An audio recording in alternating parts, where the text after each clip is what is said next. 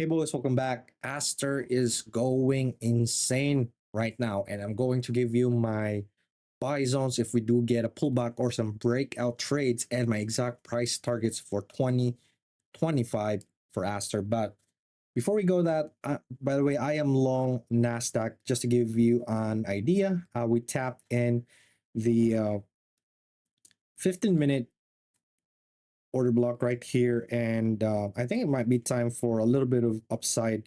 And I'm watching how we react on this gap right here. Do we invert this, go higher, and finally take out the equal highs right here? I think Nasdaq is still not done with this, so that's the only reason why I'm long. But I'm probably gonna take off some of here. So that's my trade for Nasdaq. And before we go to Aster, I just want to say, damn, Bitcoin is moving right now, boys. So we bounce. Honestly, I didn't see this, but in hindsight, boys, this would have been a good trade, to be honest. You have That's like the golden pocket plus a weekly level. I think that also is like the POC. That's also like POC of this move up. But the only thing like I didn't want to long here is because it was like very, very ugly lows, and I was really hoping Bitcoin would just slash through all of them. But I am not long yet because you know we did bounce from here, but we haven't changed market structure. I think if I'm like gonna entertain a long for Bitcoin, I would probably wait for a market structure change. Something like we get up, back test, and then go higher. Let's actually check where the view up is. I want to see where is our view up or view. Oh, view up is also at the daily open, so this could get interesting to be honest. Let's see. Hmm. But yeah, I'm watching Bitcoin close because if Nasdaq will slow down today, maybe Bitcoin can rally again and finally go above. So, you know, bulls held the golden pocket on weekly very, very perfectly, and that that low looks really, really nice. That V shape looks really nice and really strong. So I'm watching Bitcoin really close. So we might get into a trade today.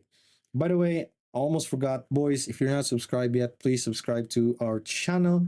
We're almost at the 300 subscribers. And if you want to support the channel, we've got some links down below. We got Weeks, Coinflare, a big, big bonus, no KYC, and we got Bybit. And if you want to get funded with up to $300,000 trade in crypto, we got client funding, the biggest discounts right now out there for their evaluations and instant funding accounts. So, let's get into Aster, our main video for today, boys. This is going insane. So I was actually long around zero point 0.4, and then I took some profits, and then I longed again, and then I added until I added, and it took some profits here, pulled back, and I did some TA, but I really wanted to long around this area 1.150 and 786, like just below $1, but we didn't get to it. And CZ, this is his new baby, and they're building like, or they're probably gonna build like an L1 chain on Aster, and they're trying to promote privacy on trading so that you won't get hunted by market makers. Because what happened with Hyper Liquid is, with James Wynn's trades, he got liquidated because he was. It's on the blockchain. Like people could see that you're longing with big size, so you're probably gonna get hunted. People are gonna sell on you or gonna buy on your sell. So it was pretty tough, and I think James Wynn lost like around $90 million. So this might be a game changer for people who want to trade big sizes with privacy, and it's looking really, really bullish, to be honest. To be honest, boys. So I am honestly looking for longs, continuation longs, breakout longs. Uh, right now, I'm looking at probably daily open. I think this would be a nice long previous week high daily open. I'm going to mark it out. Hold on. Long box.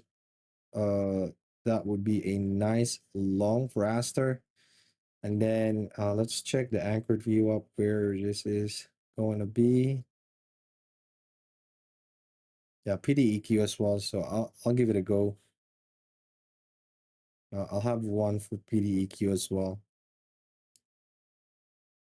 So, but this high doesn't look like it's done, so it's probably gonna go higher. If we don't get maybe like a deeper pullback, I'm just probably gonna get in along and trade this all the way up because my Fibonacci extensions are telling me we might go like higher, boys, like $3, $5, $6, and up to $8.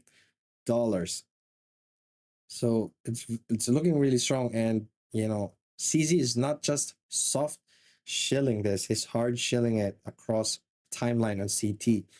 And a lot of people are probably sidelined, including me, because I've already taken profits. So they're just gonna push this higher and higher. But we're probably gonna long this breaking out. So these are probably the best areas to long. And if we do get a deeper pullback, I think this area would be the best ones. But we also have previous week EQ here. Let me actually check the let me actually check. Yeah, we do have some actually have some good levels here. So I might entertain along here. Just below previous day low. Previous day low.